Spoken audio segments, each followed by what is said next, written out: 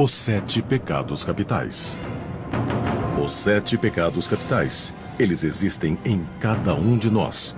E alguns dizem que eles são parte de nossas almas. Esses pecados são fatais, eles têm um efeito gravemente destruidor na vida espiritual de uma pessoa.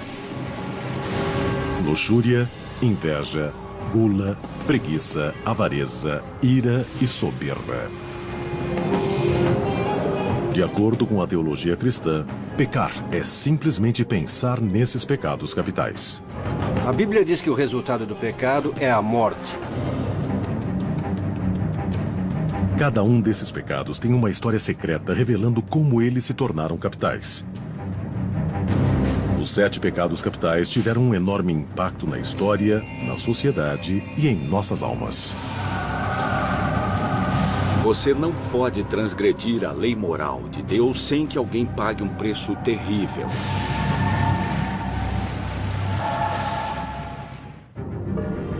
E o mais sedutor dos 7 pecados capitais é a luxúria. Os 7 pecados capitais não aparecem na Bíblia Sagrada. Então, de onde eles vieram? Os 7 pecados não estão exatamente na Bíblia. Quero dizer que não há uma lista desses pecados. Isso tudo foi criado a partir de interesses éticos da antiga igreja. Em aproximadamente 375 d.C., um monge cristão fugiu das tentações de Constantinopla para um pequeno monastério no deserto egípcio.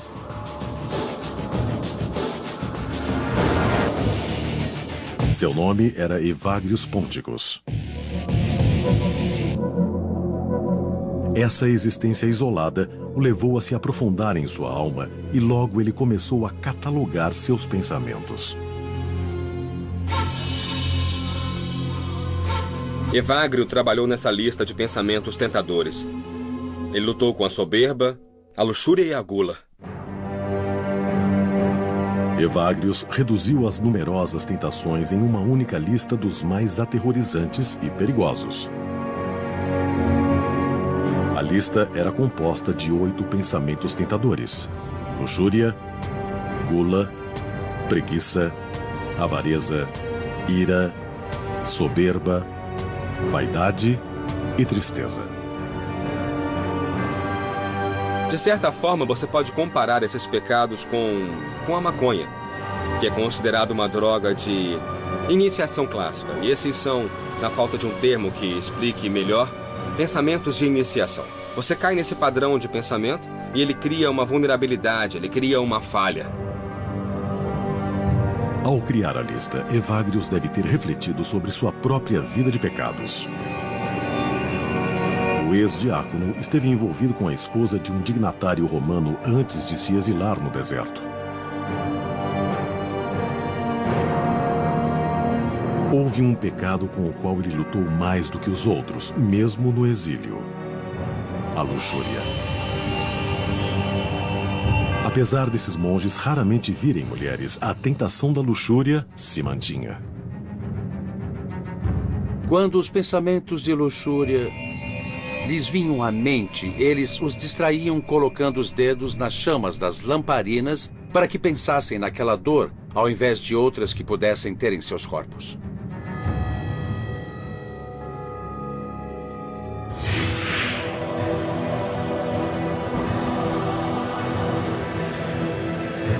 Pecado da luxúria. Os antigos devotos chamavam de desejo desmesurado de prazer carnal. A Bíblia fala em fornicação, adultério, tentações da carne. O desejo sexual é tão poderoso que domina e destrói.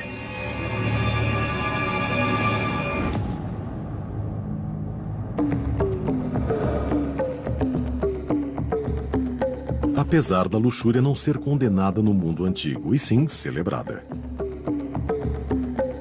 Na Índia, os templos hindus em Khajuraho eram decorados com milhares de esculturas de posições sexuais complexas, retiradas dos escritos eróticos chamados de Kama Sutra. Esse antigo texto hindu detalha 64 tipos de atos sexuais e discute os aspectos sagrados das práticas da prostituição, do sexo grupal, da homossexualidade e do sadomasoquismo. No Kama Sutra, sexo e religião são um só. Mais perto de nós, o mundo greco-romano construiu monumentos para celebrar a sexualidade. Na Grécia clássica, fronteiras e estradas eram marcadas com gigantescos pênis de pedra chamados Herma, por causa do deus Hermes da fertilidade. O deus Dionísio era adorado com rituais sexuais selvagens nas florestas. O sexo era parte da religião. Na verdade, a palavra grega orgia significava originalmente ritual secreto. A atitude greco-romana em relação à sexualidade era mais parecida com a nossa, e para eles não havia nada que fosse proibido. O sexo era um tipo de experiência total do corpo. Tudo isso era perfeitamente aceitável para as classes superiores nas sociedades gregas e romanas. E ninguém praticou mais a adoração à luxúria que o Império Romano. A cidade portuária de Pompeia preserva alguns dos melhores exemplos da arte da antiga Roma. Pompeia é um sítio arqueológico encantador. Mas um dos aspectos mais encantadores dela é o fato de haver muita arte erótica por lá. A arte de Pompeia data do 1º século depois de Cristo. Algumas são de bordéis, onde inscrições eróticas revelam serviços e preços específicos. O que fica claro é que os romanos viviam a sexualidade e não tinham escrúpulos para demonstrá-la nas ruas, nas esquinas e em suas casas. A adoração romana à luxúria talvez tenha alcançado seu auge no reinado do imperador Calígula em 37 d.C. Disse que o jovem imperador exigia sexo de todas as mulheres atraentes de Roma, incluindo suas próprias irmãs. Há histórias de que ele transformou parte de seu palácio em um bordel, onde forçava mulheres casadas a se prostituírem para seu próprio divertimento. Costuma-se dizer que o assassinato de Calígula aos 28 anos foi um sinal da ira dos deuses por ele ter abusado do poder da luxúria.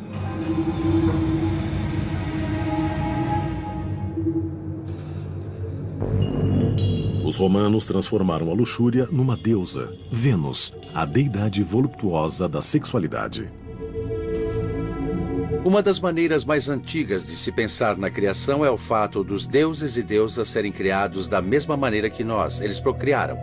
Agradecemos aos deuses pela sua atividade sexual, porque é graças a isso que temos plantações, seres humanos e tudo que é vivo na face da Terra. Roma. Um conceito bem diferente da sexualidade começa a surgir em outra parte no Antigo Oriente Médio. Na herança judaico-islâmico-cristã, a Terra não é uma deusa, mas uma coisa. E Deus é o grande solteirão do céu. Assim, não existe o mesmo tipo de celebração da sexualidade dos deuses e deusas nesse grupo de religiões.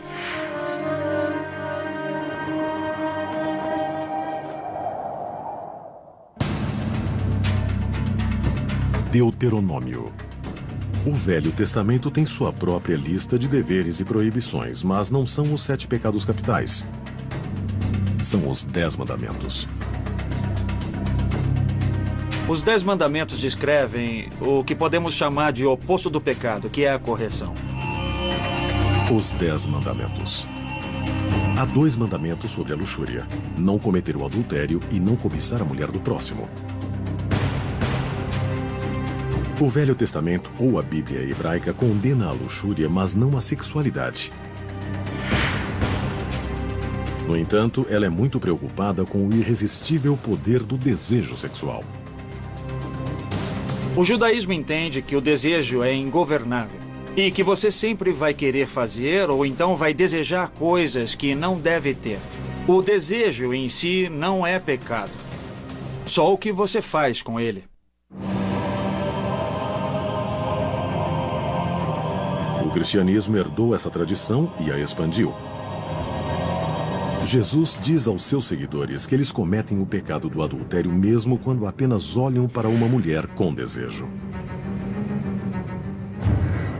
Jesus aponta e enfatiza os pecados do pensamento. Você pode cometer o adultério mentalmente.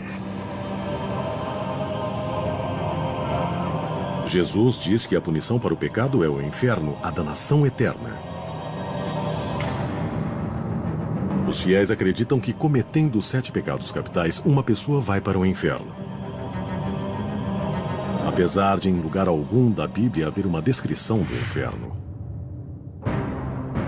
A representação mais poderosa da danação para os pecadores vem gerações depois da pena do escritor italiano Dante Alighieri. Foi por volta de 1320 d.C. que Dante escreveu a Divina Comédia, uma descrição elaborada do inferno, do purgatório e do paraíso. A história começa quando Dante se vê perdido nas florestas escuras.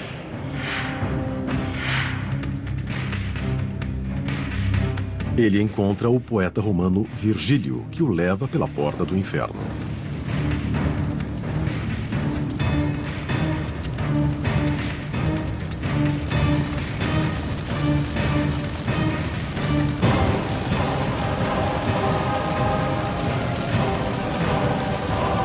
Dante descreve os 9 círculos do inferno. Os círculos têm punições progressivamente piores, do pecado menos ofensivo até o mais terrível. Todos os 7 pecados capitais estão representados. O preço que cada pecador deve pagar é de acordo com o crime que cometeu.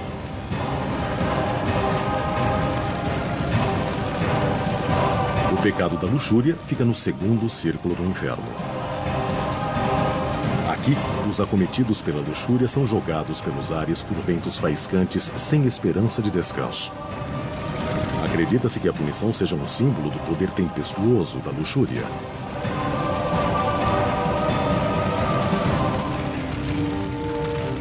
Dante tratou o pecado da luxúria como o menos grave dos pecados. Considera-se que ele tenha pegado leve porque seria mais culpado por esse pecado. Dante visita depois o purgatório, onde os luxuriosos são purgados pelas chamas que os consomem, como o desejo sexual um dia os consumiu. A representação de Dante foi tão poderosa que se tornou a versão do inferno mais comumente aceita pelo cristianismo. Mas essa representação do inferno não tem nada a ver com a Bíblia. Os círculos do inferno e as punições dos condenados só vêm da pena de Dante.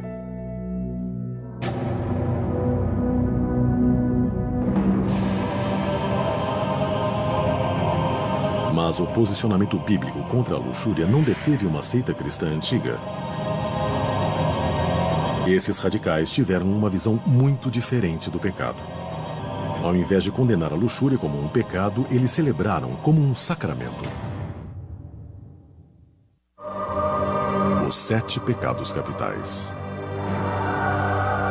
Durante séculos, eles moldaram o comportamento da sociedade.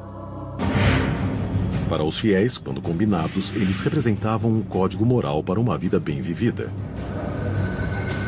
Cada transgressão tem uma definição e uma punição específicas.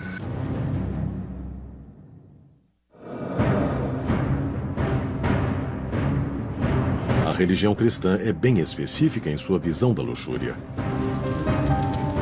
A Bíblia cristã diz: nem os imorais, nem os idólatras, nem os adúlteros, nem os efeminados, nem os sodomitas irão herdar o reino de Deus. Bíblia Sagrada. Nem sempre houve consenso nas visões sobre esse pecado. Um grupo de cristãos antigos via a luxúria bem diferente. Dizem que por volta de 325 d.C., um pequeno grupo de devotos cristãos se unia para a adoração.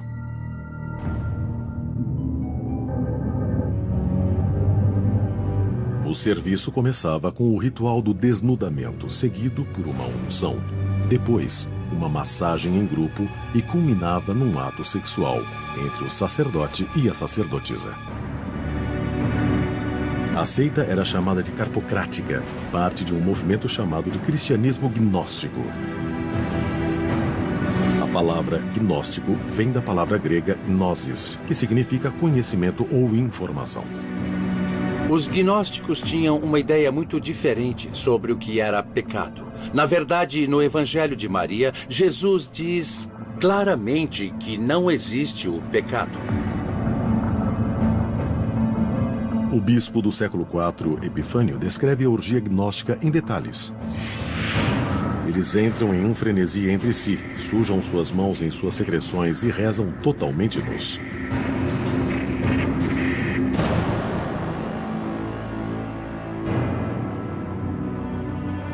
Mas alguns acreditam que essa descrição pode ter sido apenas propaganda negativa. Os caçadores de heresias, os heresiólogos, estavam ávidos para acusar seu propósito espiritual de qualquer falha. Eles diziam que alguns gnósticos faziam sexo com quem quisessem. Eles faziam festas de sexo, consumiam fluidos corporais uns dos outros. Era o que os heresiólogos diziam. Parece que a linha principal da igreja cristã viu o culto à luxúria como ameaça ao seu poder e às suas almas. Então, ela reagiu. Os evangelhos gnósticos foram destruídos. Os grupos foram proscritos, deixando para a história somente os contos sombrios dos cristãos antignósticos.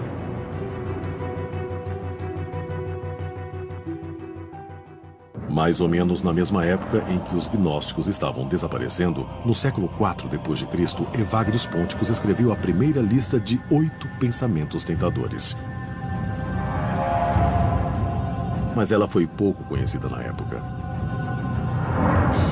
Evagrius viveu em reclusão no deserto e fez sua lista somente para os monges.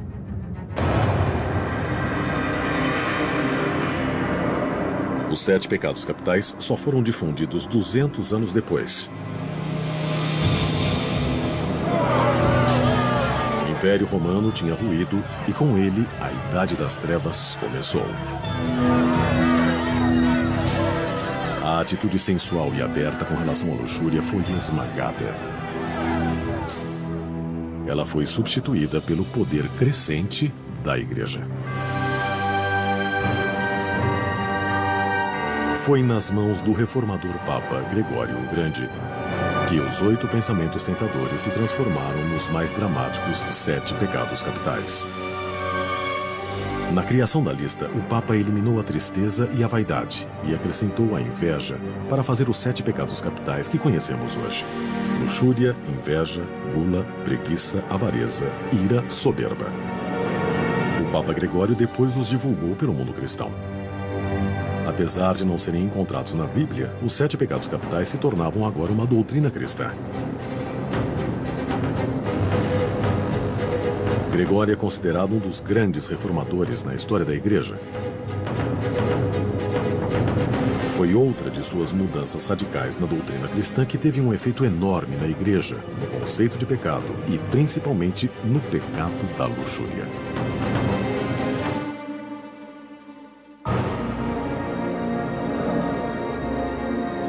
O Papa declarou que todos os padres na Igreja Católica Romana deviam ser celibatários. Até aquela época, o casamento era uma opção para os padres cristãos. Imagina-se que a regra do celibato tenha sido pensada parcialmente para consolidar seu poder.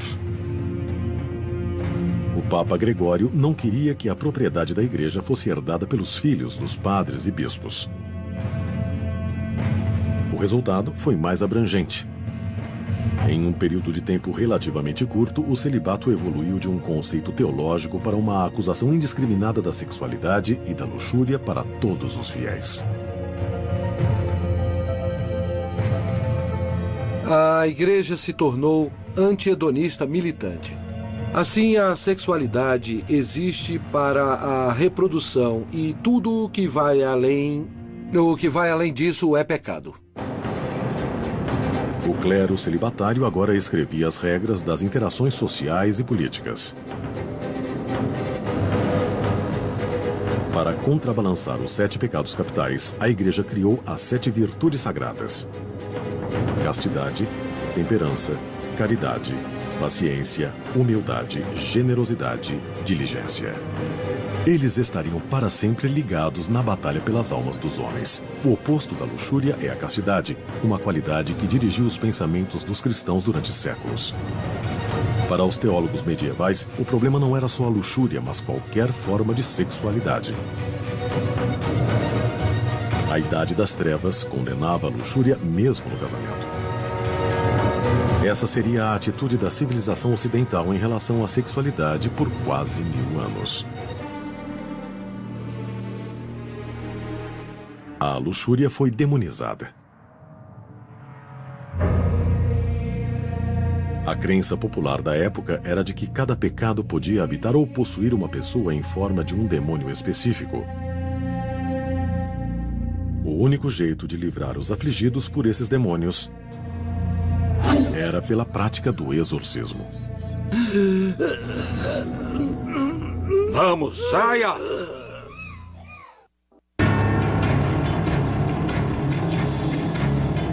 Os antigos monges cristãos acreditavam que os 7 pecados capitais tinham o poder de condenar o fiel à danação eterna.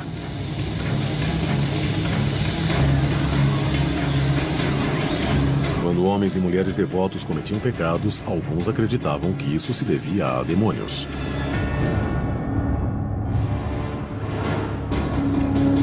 A humanidade acreditou na existência de demônios por milhares de anos. A Bíblia hebraica fala de espíritos demoníacos no deserto.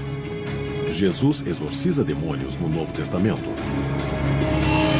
Monges lutavam contra demônios da luxúria e de outros pecados através da oração e do jejum. Dizia-se que demônios eram anjos que tinham se rebelado contra Deus e se unido a Satanás. Eles eram jogados no abismo do inferno e condenados a passar a eternidade atentando às almas de seres humanos. Os demônios são seres malignos, maléficos e sobrenaturais. E agora eles rondam a terra procurando moradia nos corpos humanos para exercitar seu serviço do mal. Na Idade Média, o estudo dos demônios ou demonologia se tornou quase uma ciência. Monges cristãos começaram a catalogar demônios.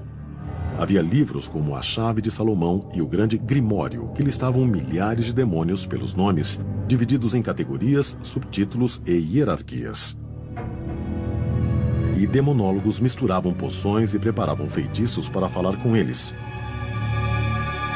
Seguindo essa teoria, havia a crença de que havia 7 exércitos do mal comandados pelos 7 príncipes satânicos, cada um representando um dos 7 pecados capitais. Cada um desses príncipes demoníacos tinha um nome. Amon, o demônio da ira. Belfegor, príncipe da preguiça, e o demônio do pecado da luxúria era Asmodeu. O nome Asmodeu provavelmente vem de uma deidade pagã persa chamada Eishmadeva. Uma das primeiras aparições desse demônio em escrituras é no livro de Tobias, onde o demônio possui sexualmente uma linda e jovem mulher e a força a matar 7 de seus pretendentes. O demônio é um ser perigoso e poderoso. Mas textos mágicos, como o Testamento de Salomão, dizem que Asmodeu podia ser controlado através de feitiços. Também se achava que esse príncipe demoníaco podia ser forçado a realizar os desejos sexuais e até podia permitir relações sexuais com belos demônios femininos, chamados de súcubos, que davam prazeres incríveis enquanto consumiam as almas dos humanos.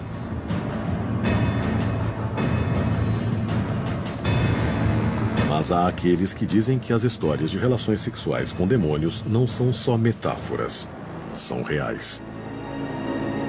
E assim, eu renuncio a qualquer direito legal que detenha meu destino.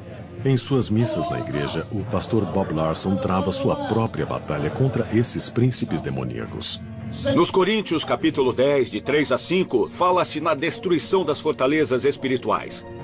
Os 7 pecados capitais atacam a sociedade da qual todos nós fazemos parte. Somos todos parte de uma trama entrelaçada. Alguém ganha e alguém perde quando a lei moral é transgredida. É por isso que há 7 pecados capitais, e eles são fatais. Vai, traz minha Bíblia, rápido.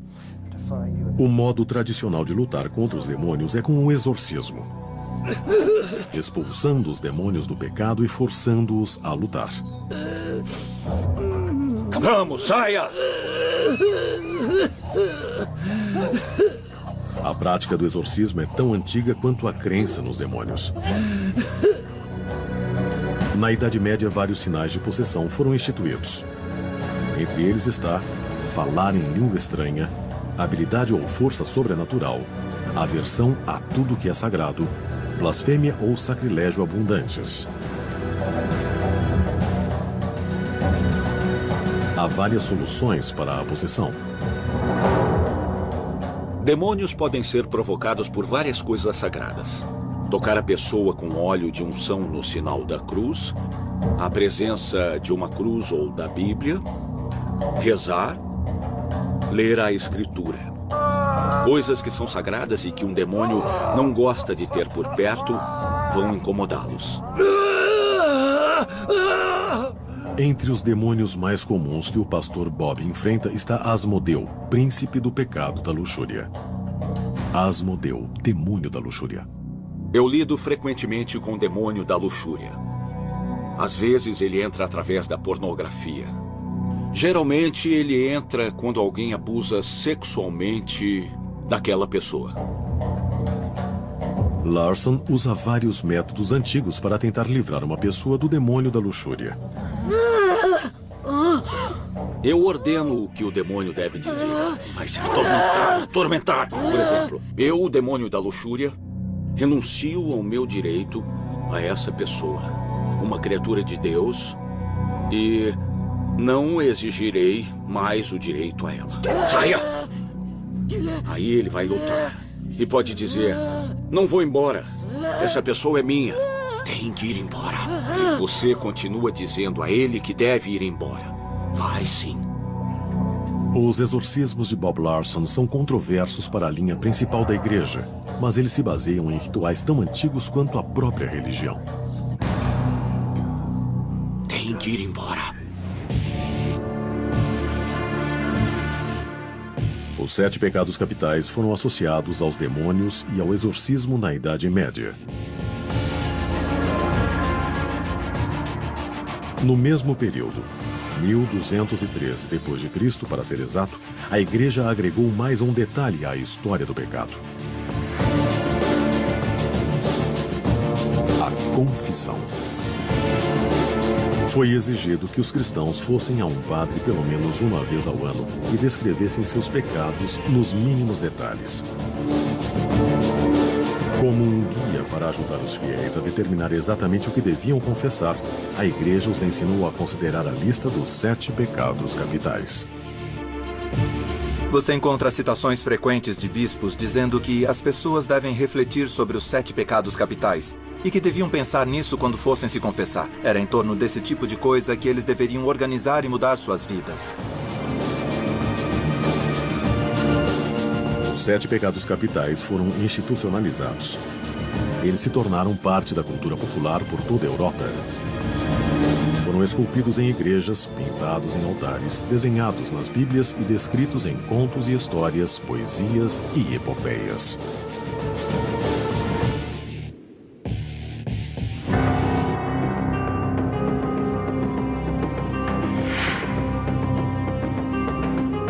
Depois, no século XVI, o mundo cristão bem ordenado mudou dramaticamente. O cristianismo se dividiu em 2 campos, o protestante e o católico. A A cisão é chamada de Reforma Protestante.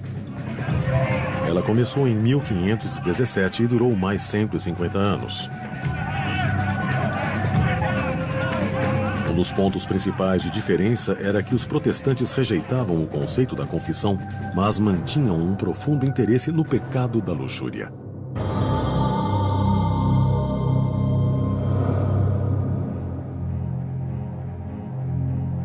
Durante esse período, uma seita de protestantes chamada de puritanos fugiu do continente europeu pecador para buscar liberdade religiosa no Novo Mundo. Os puritanos foram nomeados assim por causa de suas crenças devotas e seu objetivo principal de criar uma forma mais pura de adoração e doutrina. Eles pretendiam criar uma colônia na América do Norte onde o pecado não seria tolerado. 1620 d.C. Quando os puritanos chegaram a Plymouth, em Massachusetts, em 1620, formaram uma colônia onde o pecado da luxúria era central em sua teologia e seu código de leis. Em Plymouth, cometer o pecado da luxúria trazia penalidades graves. Mulheres flagradas cometendo adultério eram condenadas a usar a letra A para o resto de suas vidas. Os puritanos flagrados em qualquer atividade sexual fora do casamento enfrentavam o açoite, a humilhação pública em troncos e, no caso da sodomia ou relações com animais, eram mortos.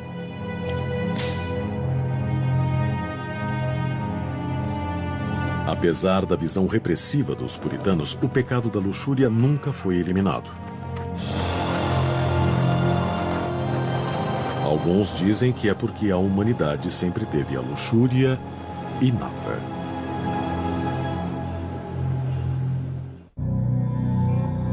Os 7 pecados capitais eram os caminhos para a danação eterna, de acordo com séculos de doutrina cristã.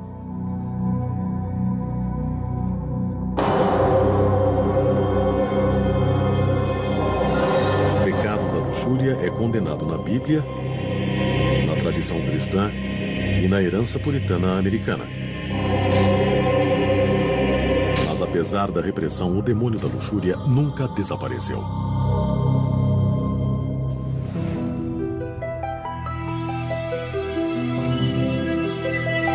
Para os pesquisadores modernos, a luxúria é menos uma questão de pecado e mais uma questão de ciência.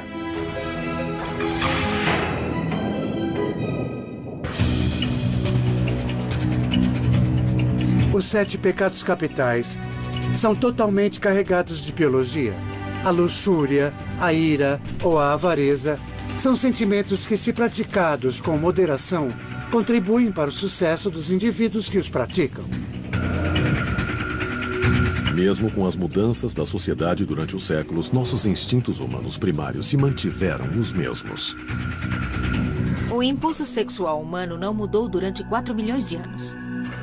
A luxúria não é uma emoção.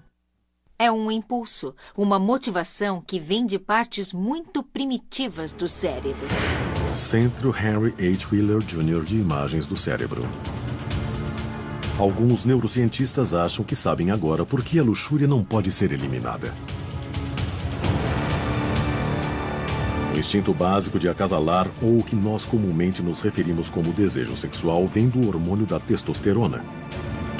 Esse elemento químico está presente no impulso sexual de homens e mulheres.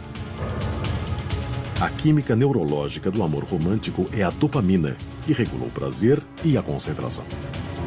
Quando você se apaixona por alguém, você aumenta a dopamina no cérebro e ela desencadeia a testosterona associada ao impulso sexual. Esses elementos químicos cerebrais interligados podem ter efeitos negativos. A dopamina associada a amor pode nos levar à luxúria e a testosterona pode imitar os sentimentos de amor. Qualquer tipo de estímulo sexual aumenta não só a testosterona, associada ao desejo sexual, mas também a dopamina, e isso pode levar você ao ponto de se apaixonar por alguém. Por isso, o sexo casual não é casual. A evolução criou o impulso para acasalar e procriar. Mas os seres humanos também evoluíram um tipo específico de comportamento para a procriação. Cientistas chamam de formação de pares ou monogamia. Para entender verdadeiramente o desejo humano, temos que examinar os hábitos de acasalamento de espécies inferiores. Seres humanos são como as outras espécies que estudamos. São interessados em parceiros sexuais variados. Biólogos falam sobre o que chamam de CEP, o que os humanos chamariam de adultério. CEP significa cópulas extrapar. Evidências genéticas revelam que mesmo espécies que formam pares, como os lobos e os cisnes, geralmente parecem ter algo mais por fora.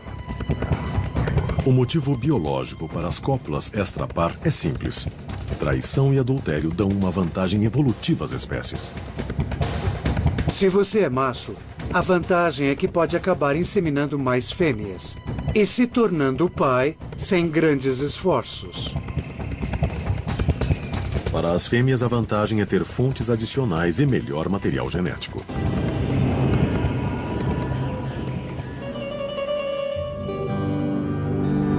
Talvez o único motivo da luxúria ser chamada de pecado seria para controlar a cópula extrapar, ou como os humanos chamam, o adultério.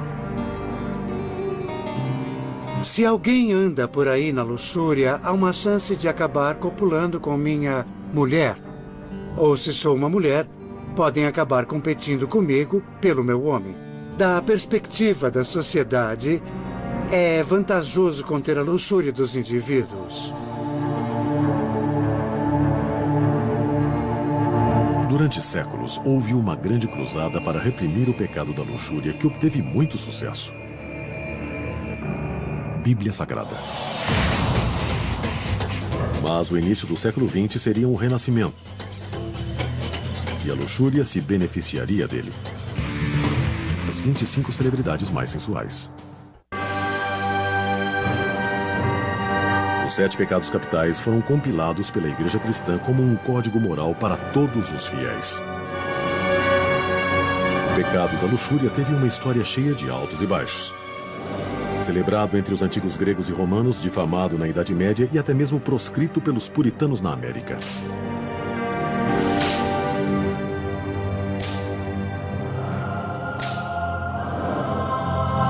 A era vitoriana, nos anos 1800, ganhou uma reputação de puritanismo e repressão sexual.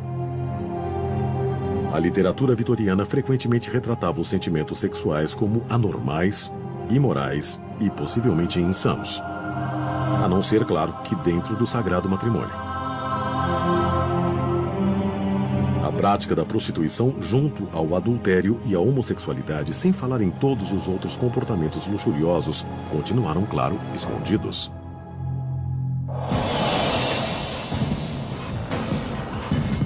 Uma nova era para a luxúria começou na virada do século XX, quando a industrialização trouxe avanços tecnológicos e urbanização.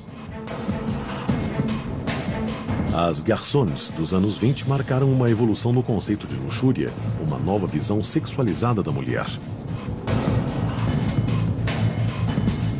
Nos anos 50, a pílula anticoncepcional estava disponível e pronta para transformar a sexualidade e o pecado da luxúria.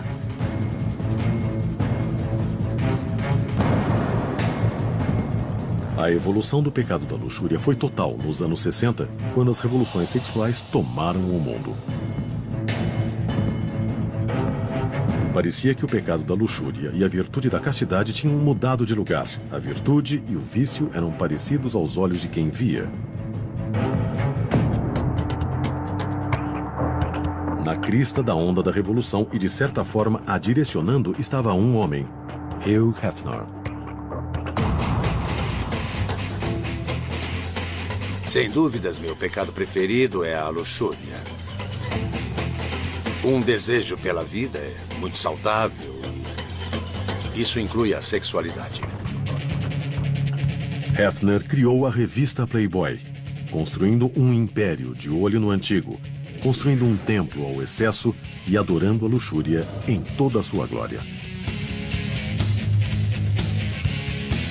Acho que a Playboy teve um papel grande na revolução sexual. Eu espalhei a notícia de que o sexo não era maligno. Apesar de séculos de tentativas religiosas de eliminar a luxúria, o pecado sempre voltou. A luxúria é um nome que damos quando ela é demais ou inapropriada. Existe um motivo biológico ou neurológico para ele continuar sendo uma tentação vital?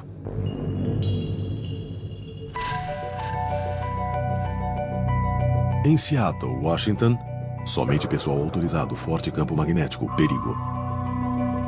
Cientistas tentam mapear a arquitetura neural da sexualidade humana.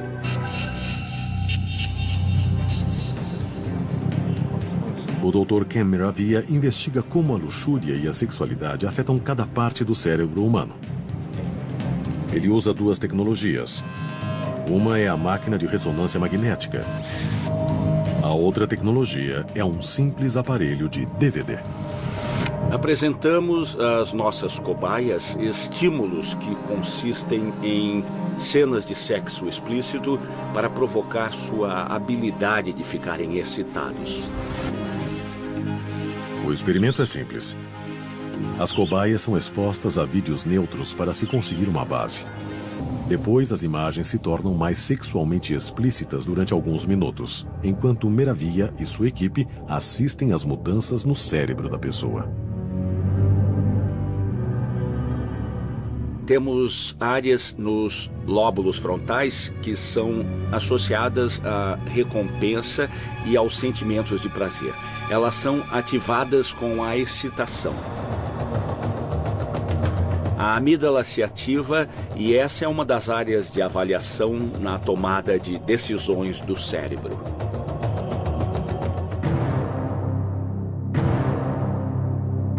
A ressonância mostra que quando a pessoa está sexualmente excitada, há um resultado intrigante para as novas descobertas. Também descobrimos que certas áreas do cérebro parecem se tornar menos ativas e parecem ser as áreas relacionadas ao julgamento moral, à inibição. Quando as áreas de desejo do cérebro se acendem, as áreas de discernimento são desligadas.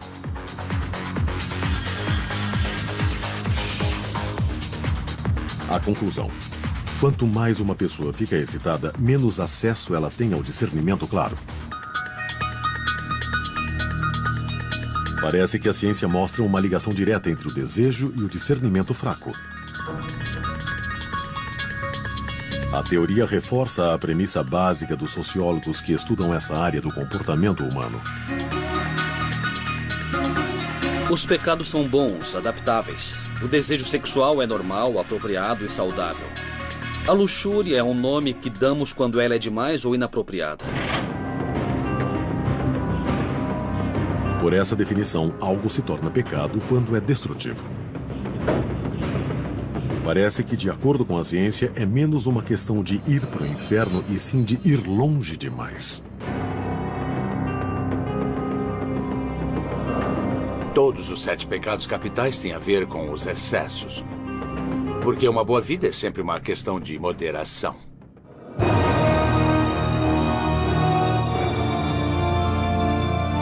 As mesmas energias que nos motivam a fazer o bem podem ser desviadas e nos fazer pecar. Então, é importante entendermos que essa é uma batalha permanente e intrincada dentro de todas as almas. A qualidade de sua vida e o sagrado de sua alma dependem das decisões que você toma todos os dias de sua vida. No cristianismo, o pecado é um pecado e pronto. Não é uma questão do que passa nos padrões de hoje em dia. Esses são padrões eternos.